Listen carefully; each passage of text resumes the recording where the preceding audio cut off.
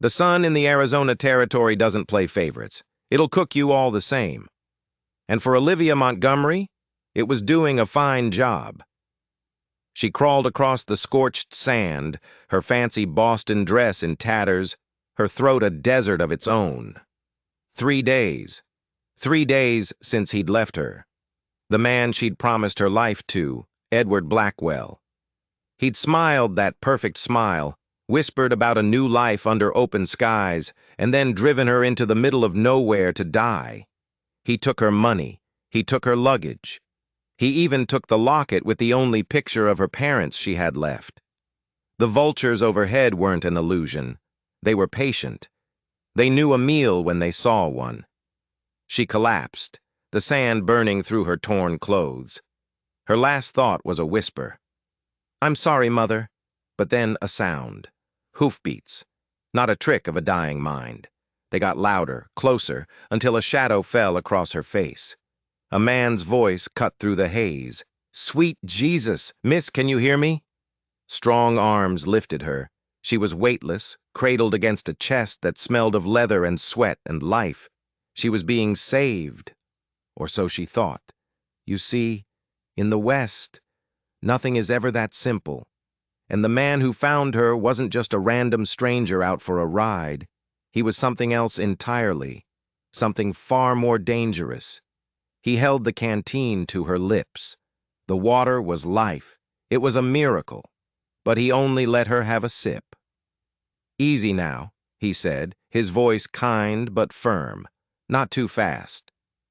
She was too weak to fight, but even that small drop of water cleared her head just enough to get a good look at him. He was tall, weathered, with eyes as blue as a mountain lake. He called himself Noah Reed. He lifted her onto his horse, settling in behind her, his arm a steel band around her waist.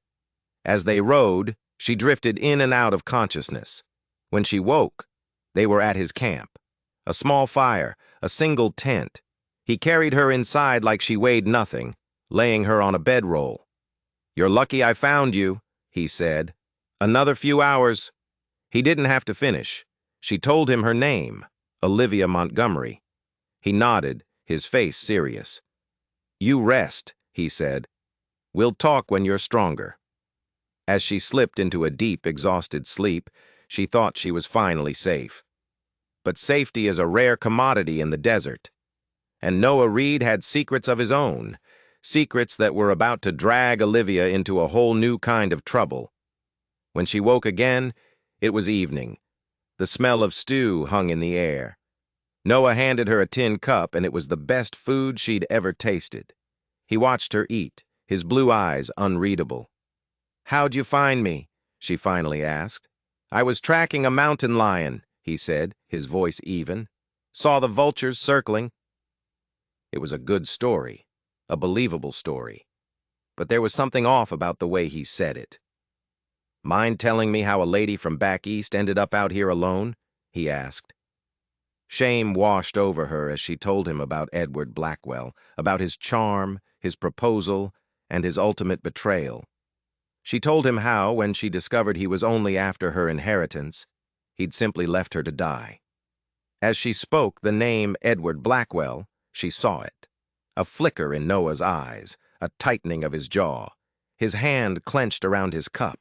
He knew the name. This wasn't a surprise to him. "Edward Blackwell, you said." His voice was different now, colder, harder. "You know him," she stated, her own voice barely a whisper. "Know of him," Noah corrected a little too quickly. "He's got a reputation. You're not the first woman he's swindled." But then he said something that sent a chill down her spine. "He's never left one to die before, though. That's new." It was a lie. Olivia didn't know how she knew, but she did. The way he said it. The way he looked away into the fire. He knew more about Edward Blackwell than he was letting on. This wasn't just a chance encounter. The man who'd saved her life was connected to the man who'd tried to end it, and she was trapped in the middle. That night, Noah insisted she take the tent. He said he'd sleep by the fire, that he'd stand watch. He told her he was used to sleeping under the stars. Olivia fell asleep to the comforting sight of his silhouette against the crackling flames, a rifle resting across his lap. She thought he was protecting her from the dangers of the desert. The truth was, the danger had already found her. The real question was whether Noah was protecting her from it, or if he was a part of it. The next morning, Noah was already awake, coffee brewing over the fire. He looked at her, and she could see the exhaustion in his eyes. He hadn't slept. "You're looking better," he said, handing her a cup. "Tucson's a 4-day ride. We'll need to get you stronger before we head out." He was all business, but there was an undercurrent of something else. Urgency. "There's a stream nearby," he said. "A chance to wash up." The idea of clean water was intoxicating. He helped her onto his horse, riding behind her again. The stream was a sliver of paradise in the harsh landscape. "I'll give you some privacy," he said, his voice gentle. "But don't wander off." The water was glorious. As she scrubbed away the grime and despair of the last week, she felt a flicker of hope. For the first time since the betrayal, she felt human again. She was so lost in the moment that she didn't hear the rustle in the bushes on the opposite bank. When she looked up, her heart stopped. A mountain lion. Not 20 feet away, coiled, ready to spring. Its yellow eyes were locked on her. She was frozen, naked and helpless in the water. But then a voice from behind her, low and steady. "Don't move." It was Noah. He stepped into view, his rifle already at his shoulder.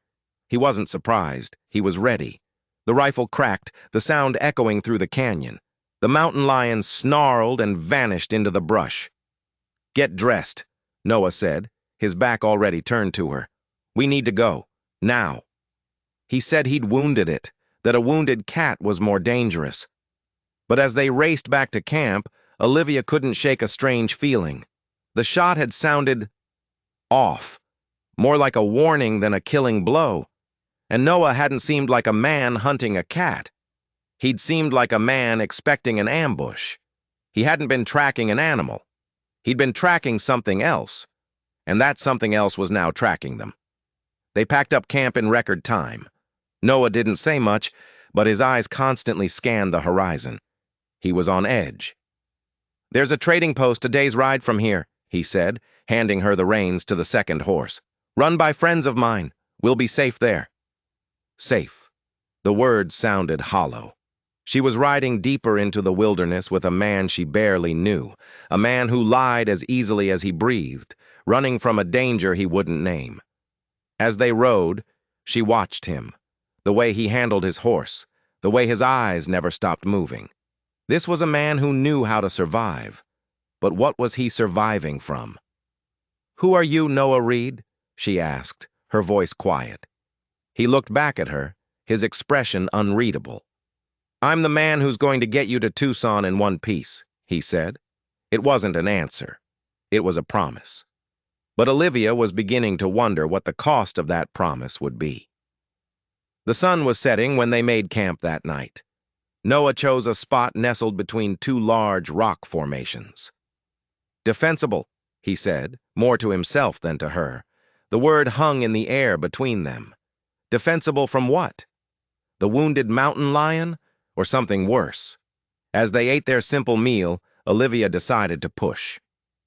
"You said you were from Pennsylvania," she said. "What brought you west?"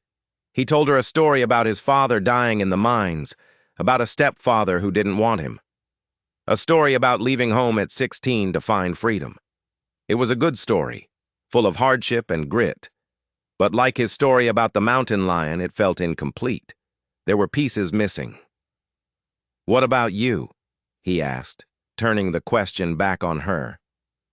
"What were you really looking for out here?" She told him the truth, that she was suffocating in Boston, trapped by expectations, that Edward's talk of open skies and new beginnings had felt like an escape. "The West has a way of testing you," Noah said, his eyes on the fire. "It shows you what you're really made of." His words felt heavy, personal. He wasn't just talking about her. He was talking about himself. Later, as they lay in their bedrolls on opposite sides of the dying fire, he pointed to the stars. He named the constellations, telling her the stories his mother had taught him. For a moment, the tension between them dissolved. It was just two people under a vast, endless sky. But when she finally drifted to sleep, she dreamt of blue eyes and secrets, of a man who was both her savior and her captor. She was in his debt, but she was also his prisoner, a pawn in a game she didn't understand, and she had a terrible feeling that the game was about to turn deadly. They reached the trading post the next day. It was an oasis in the middle of nowhere, a collection of sturdy log buildings nestled in a small green valley. A burly, bearded man came out to greet them. "Noah Reed!" he boomed. "Thought that cat had gotten you by now." "Change of plans, Frank," Noah said, dismounting. "This is Olivia Montgomery. She needs our help." Frank's eyes took in her ragged appearance, but his smile never wavered. "Any friend of Noah's is welcome here." A woman, Sarah, came bustling out. She was plump and motherly, and she immediately took Olivia under her wing.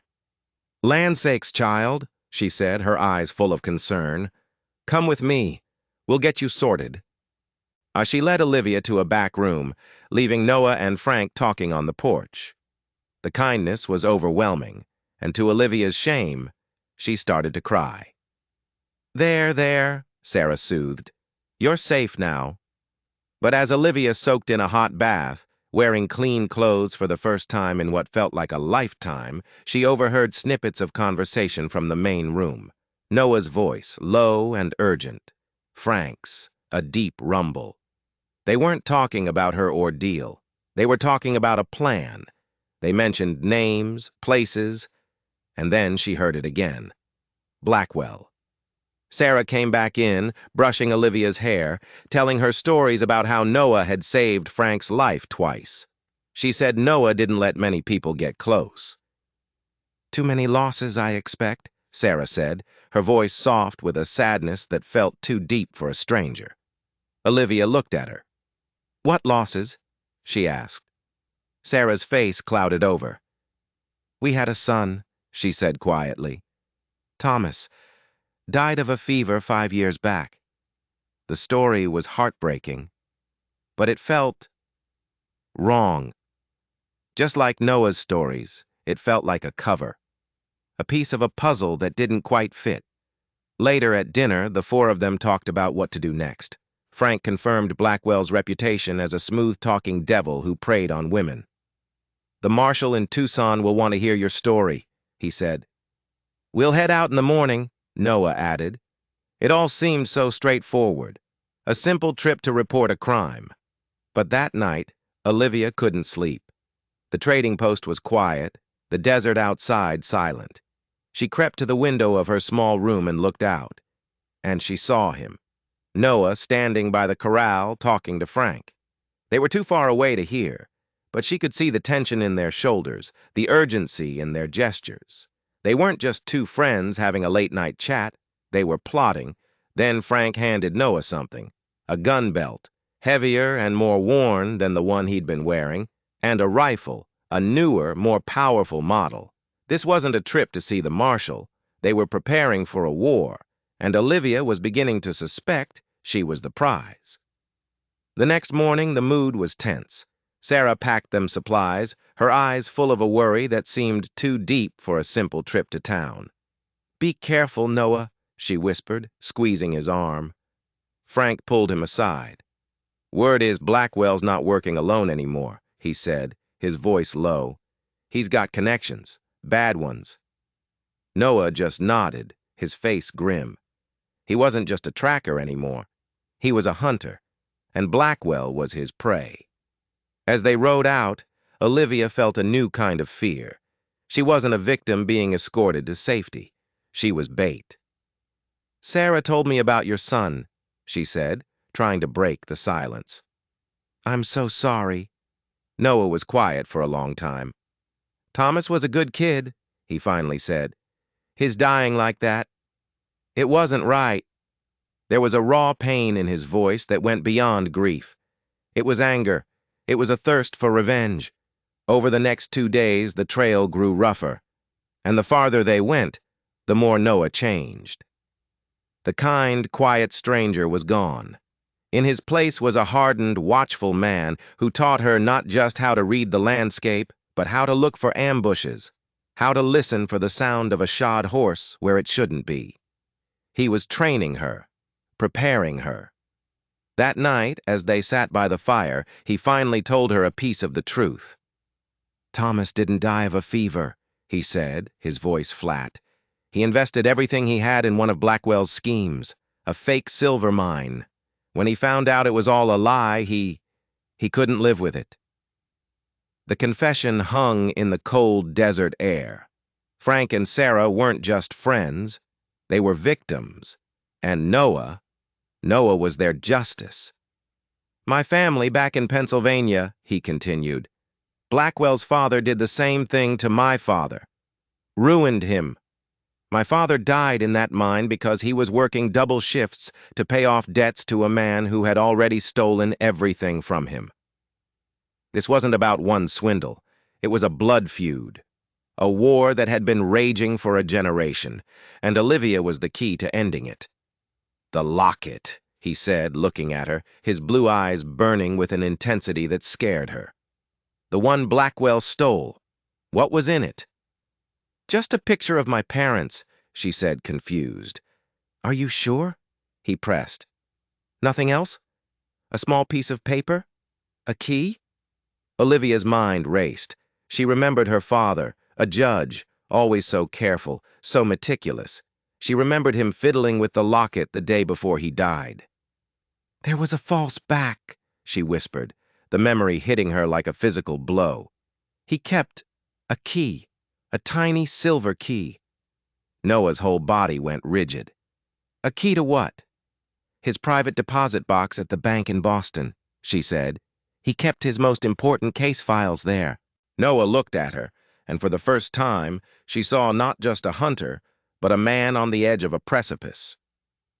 "Your father was the judge who disbarred Blackwell's father," he said, his voice tight with revelation. "He was building a case against the whole family. The evidence, it's in that box. Blackwell hadn't just stolen a memento. He'd stolen the one thing in the world that could destroy him and his entire criminal enterprise. And now he had the key. The trip to Tucson was no longer about reporting a crime. It was a race. Blackwell would figure out what he had if he hadn't already. He would know they were coming for him, and he would be waiting. The next day, they saw the dust cloud in the distance. Riders. At least 3 of them. Coming up fast behind them. "They found us," Noah said, his voice calm, but his hand was already on the new rifle Frank had given him. He pushed her horse toward a narrow canyon. "Ride!" he yelled. "Don't stop, no matter what you hear." The riders were closer now, close enough to see the glint of sun on their rifles. Shots rang out, echoing off the canyon walls. Olivia bent low over her horse's neck, her heart pounding in her chest. She was no longer a victim. She was a target. And the man behind her, the man she had trusted, was leading her straight into the heart of the storm. Noah was a blur of motion behind her, firing the rifle with a practiced ease that was terrifying to watch. He wasn't just a tracker, he was a soldier. He expertly used the terrain, forcing the riders to slow down, to funnel into the narrow passages of the canyon. One of the riders went down, his horse screaming as it fell. Another turned back, unwilling to face the deadly accuracy of Noah's rifle. But the third one, a big man with a cruel face, kept coming. He was gaining on her. Olivia could hear his horse's labored breathing just behind her. She risked a glance back and saw him raise his pistol. But then, Noah was there. He'd somehow gotten ahead of them, appearing on a rocky ledge above the canyon floor. He fired once. The big man slumped in his saddle and fell to the ground. It was over. For now. Noah slid down the rocks to meet her, his face a mask of grim determination.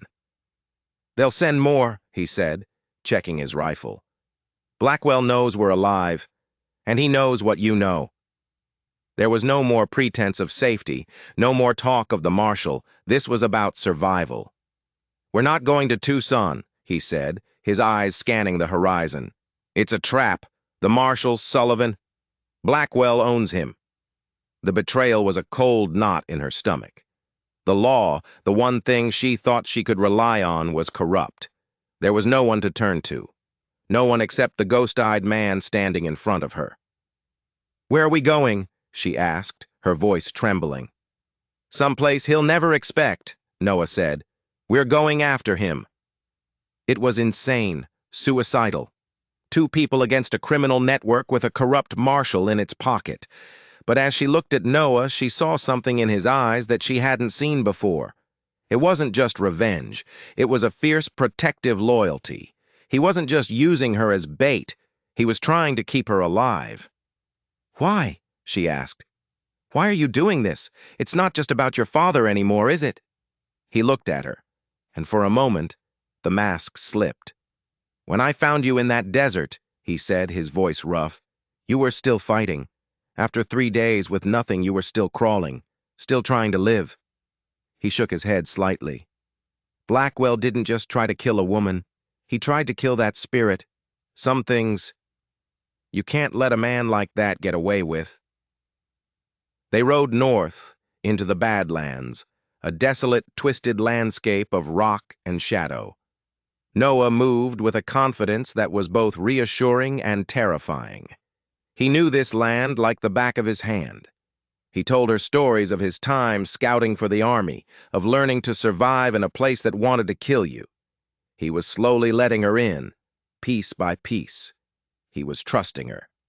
Their new destination was a mining town called Bisbee, a boom town full of desperate men and easy money. "Blackwell's there," Noah said. "He's running a new scam, selling fake silver claims. It's his favorite game." He was planning to confront Blackwell on his own turf, in a town where the only law was the speed of your draw. And he was taking her with him. When they arrived in Bisbee, it was like stepping into a different world. The town was a chaotic mix of tents and rough-hewn buildings, teeming with miners and gamblers and thieves. Noah got them a room in a boarding house at the edge of town, a place where people didn't ask questions. "Stay here," he said. "Don't talk to anyone. Don't even open the door." He was going into the lion's den, and she was the reason the lion was there. She waited for hours, the sounds of the lawless town drifting up through the floorboards. Every footstep in the hall made her jump. Every shout from the street sent her heart racing. Just as darkness fell, he returned. He was unscathed, but his face was set in hard lines. "I found him," he said. "He's holed up in the Grand Hotel, surrounded by his men, and he has the locket." He'd seen it, worn openly on Blackwell's vest, a taunt and a trophy. "He knows we're here," Noah said. "The whole town is watching us." They were trapped. Blackwell had them pinned down. But Noah had a plan. It was desperate. It was dangerous. And it required her. "I can't get close to him," Noah explained. "His men know my face, but they don't know yours." The plan was simple, and that's what made it so terrifying. Olivia was to walk into the Grand Hotel's saloon. She was to confront Blackwell, to create a distraction, a big one.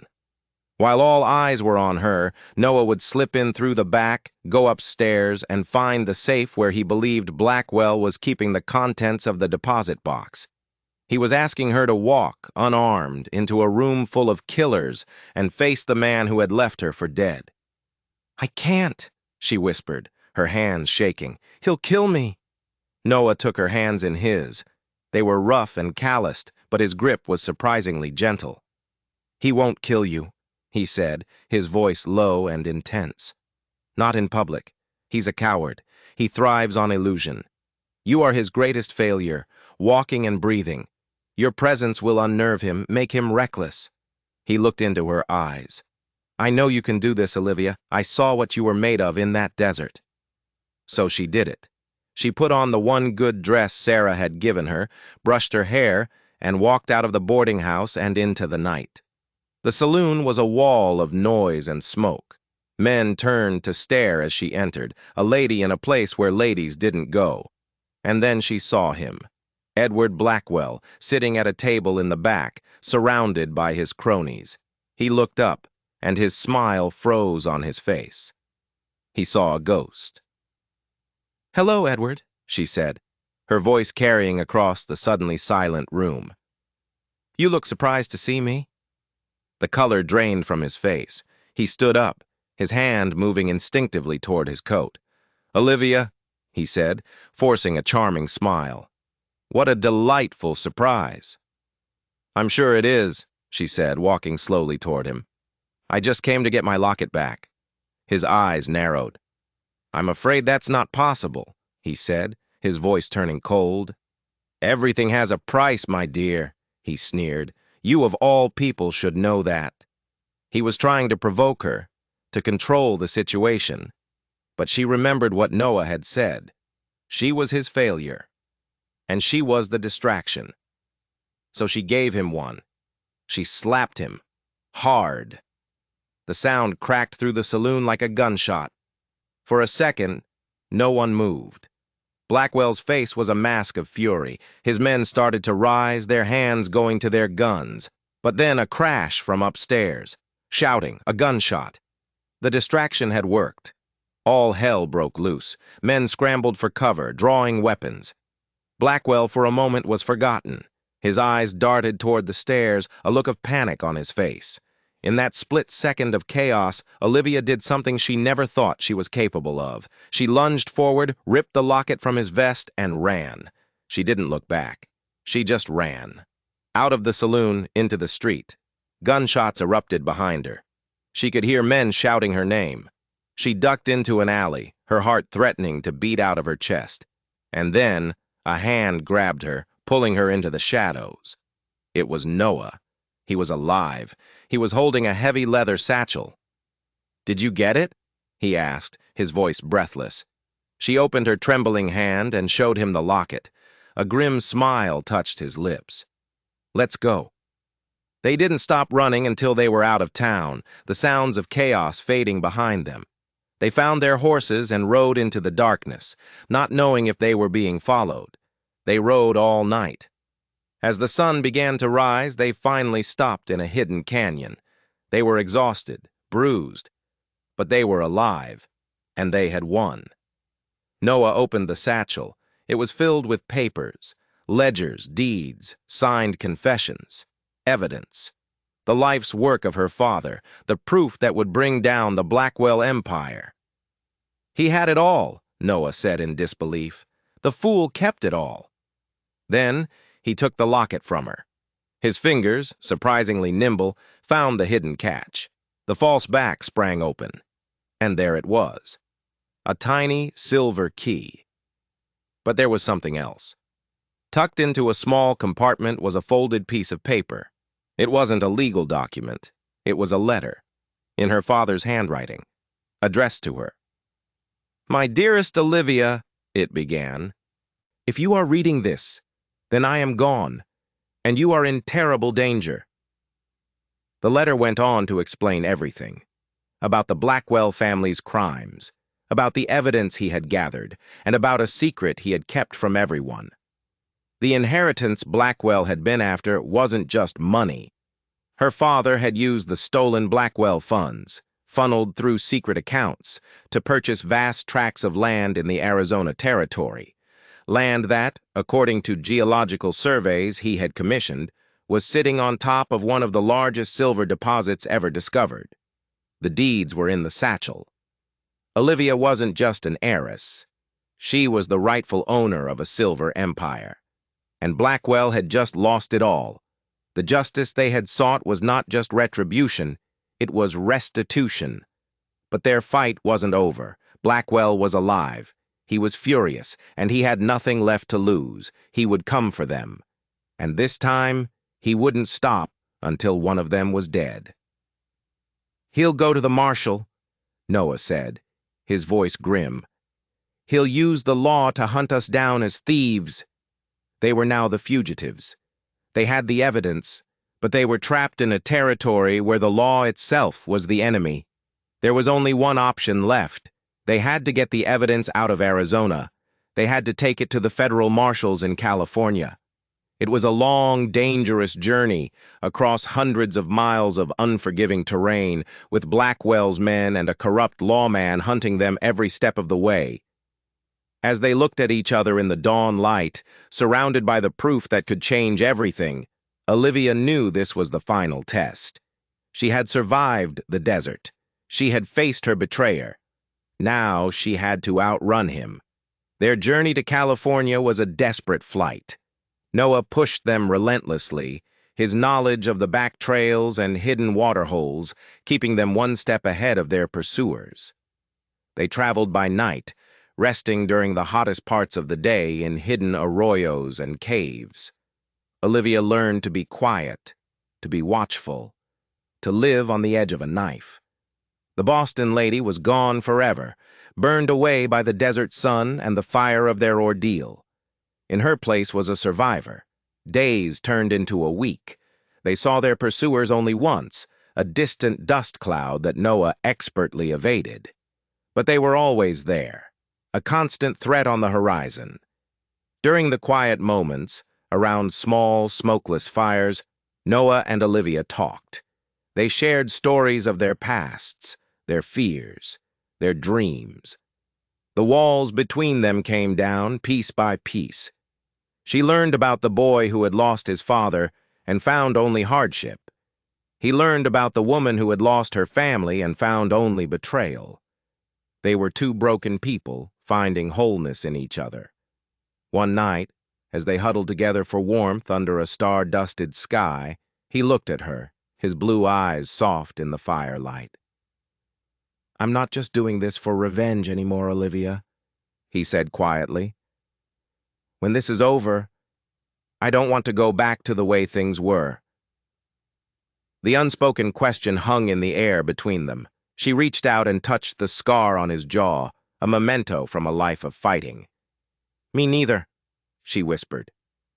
They crossed into California under the cover of a storm. They were ragged, exhausted, but they had made it. They rode into San Francisco, a city bustling with life and law. They took the satchel of evidence directly to the head office of the U.S. Marshals. They told their story, from the betrayal in the desert to the corrupt marshal in Tucson. At first, the officials were skeptical, but the evidence her father had so carefully collected was undeniable. The wheels of justice, once they finally started turning, moved swiftly. A team of federal marshals was dispatched to the Arizona territory. Marshal Sullivan was arrested. His web of corruption unraveled, exposing a dozen other officials on Blackwell's payroll. But Blackwell himself was gone. He had vanished. For weeks, there was no news. Olivia began to rebuild her life. With the help of federal agents, she secured her father's land claims. She was now one of the wealthiest women in the West. But the fortune meant nothing without the man who had helped her secure it. Noah stayed with her in San Francisco, but he was like a caged animal. He was restless, his eyes always scanning the crowds, looking for a threat that was no longer there. He didn't belong in the city, and they both knew it. "It's not over," he said one evening, as they looked out over the bay. "He's still out there." "Then let the law find him," she pleaded. "You don't have to hunt him anymore." "It's not about hunting him," Noah said. "It's about making sure he can't hurt anyone else. It's about finishing it." The news came a month later. Blackwell had been spotted. He'd fled south across the border into Mexico and was trying to build a new criminal enterprise there. The U.S. Marshals had no jurisdiction. He was untouchable. "The law can't reach him," Noah said, his voice flat. "But I can." Olivia's heart sank. She knew what he was going to do. He was going after him. Alone. "Don't," she begged. "Stay with me. We can build a life here. Forget him." He took her face in his hands. "I can't build a life with you, Olivia," he said, his voice filled with a pain that tore at her. Not with this shadow hanging over us. Every time I looked at you, I'd be waiting for him to come back. I have to end this. For both of us. He rode out the next morning at dawn. He promised he would come back. But as Olivia watched him disappear into the morning mist, she had a terrible feeling she would never see him again. Months passed. Olivia threw herself into managing her new empire. She set up a foundation in her father's name to help victims of fraud. She was powerful, respected, but she was desperately lonely. She wrote to Frank and Sarah, who, with Sullivan's reign of terror over, were now helping to establish a new, honest rule of law in their part of the territory. They had no news of Noah. He had vanished just as completely as Blackwell had. One evening, a package arrived. It was small, wrapped in brown paper with no return address. Her hands trembled as she opened it. Inside, nestled in a bed of cotton, was her locket. The tiny silver key was gone, but when she opened it, the picture of her parents was back where it belonged. Tucked behind the picture was another note. It had only 3 words. "It is done." Tears streamed down her face. He was alive. He had finished it. But where was he? Why hadn't he come back? Weeks turned into a month. The hope that had flared in her heart began to die. He had kept his promise to end the threat, but he wasn't keeping his promise to return. She finally accepted the truth. He was a man of the trail, a man who couldn't be tamed. He had set her free, but in doing so, he had imprisoned himself in the lonely life he'd always known. She made a decision. She couldn't live in the city anymore, waiting for a ghost.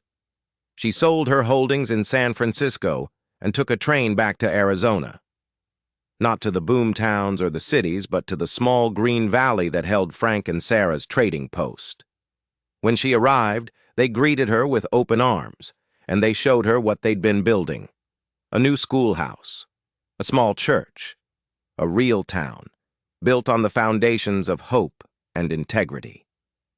"We want you to stay," Sarah said. "Be our teacher. Help us build a future here." And so she did. She found a new purpose, not in wealth or power, but in teaching the children of the frontier. She found a home. She was happy. But every evening she would look out at the setting sun, at the vast empty desert, and wonder. She never gave up hope. Then one afternoon, a year after he had ridden away, she saw a rider on the horizon. A lone figure, moving slowly, deliberately. He rode into the small town, his shoulders slumped with a weariness that went bone deep. He stopped in front of the schoolhouse where she stood on the porch. He was older, thinner, with new scars on his face and a sadness in his eyes she'd never seen before. It was Noah. He dismounted, his movements stiff. He just stood there, looking at her, as if he didn't know what to say. "I'm sorry," he finally whispered, his voice hoarse. "It took me a while to find my way back." Olivia ran to him, throwing her arms around him, not caring about the dust or the scars or the time they had lost. He was home. "What happened?" she asked, her voice muffled against his chest. "It doesn't matter," he said, holding her tight. "It's over. It's all over." They built a life together, right there in that small valley. Noah never spoke of what happened in Mexico, and she never asked. The shadows in his eyes slowly faded, replaced by the quiet contentment of a man who had finally found his peace. Olivia's silver fortune was used to build hospitals and schools across the territory, turning the legacy of Blackwell's greed into a force for good. They proved that even in the harshest of lands, after the most brutal of betrayals, something beautiful and strong could grow. The desert had tried to kill them both, but instead, it had forged them into something new, something unbreakable. Together. If you enjoyed this story, don't forget to like and subscribe for more tales of survival, betrayal, and justice from the wild corners of history.